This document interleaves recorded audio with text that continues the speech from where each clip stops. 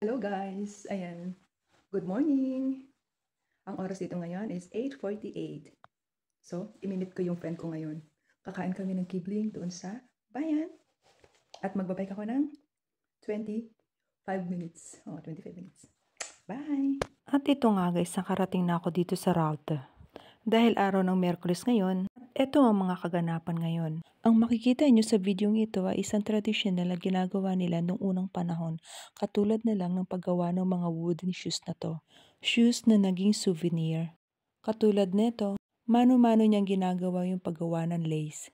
Ewan ko kung tama ako. Kayo din ba napapaisip kung paano nila napapatuyo ang mga damit nila during winter time?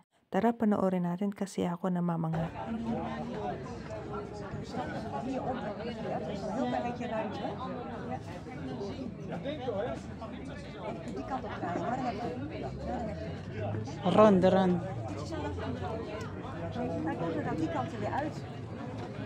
At syempre, hindi pwedeng hindi ko to matry. En nou is het nog maar op het lichtst, hè. En je ziet hier loop staan. Ja, hier staat loop. Ja, even mijn dagelijkse rondje. Als je hem hierop zet, dan gaat dit nog zien knoppen en dan is hij bijna droog.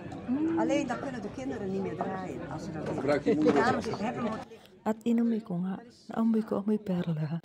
At eto naman ang tinatawag nilang Oli Ball, kung sa atin sa Pilipinas ay donut. Napaka-creative talaga nila. Pero mas creative tayong mga Pilipino, hindi ba?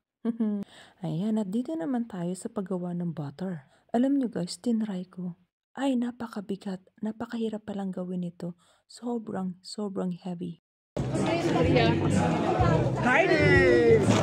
Beetje zwaar. Kom je ook even gezellig spieren, hè? Ja, goed voor de spieren, man.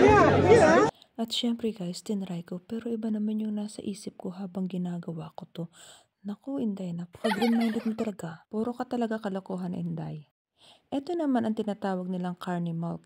Ang carne milk ay isang maasim na gatas.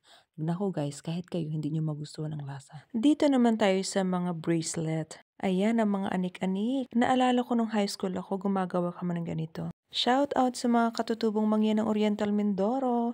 Yung mga beads ninyo nakarating na dito sa Netherlands. Diba ang ganda? At eto nga, pumasok kami dito sa loob ng simbahan ng Protestante Church. Aba, nagulat ako sa friend ko, akala ko magpa-pray over.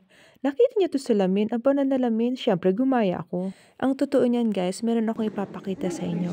Isa sa pinakasikat na painting dito sa Netherlands. Itong painting nito ay ginamitan ng wooden shoes. Syempre guys, hindi yung malalaking shoes ha, yung mga maliliit lang po. Ang bilang po ng wooden shoes na yan ay nasa 38,000. Eto guys, kung nakikita nyo, ayan, talagang literal na wooden shoes po yan. Once in a year lang po nila pinapakita yan dito dahil po may festival nga po dito at yung festival po ay tinatawag na lang Stupel Lana. Thanks for watching guys! Yung kibling namin natunaw na sa tiyan. Shout out po sa mga nanonood. Please like and share. Bye! Duduy!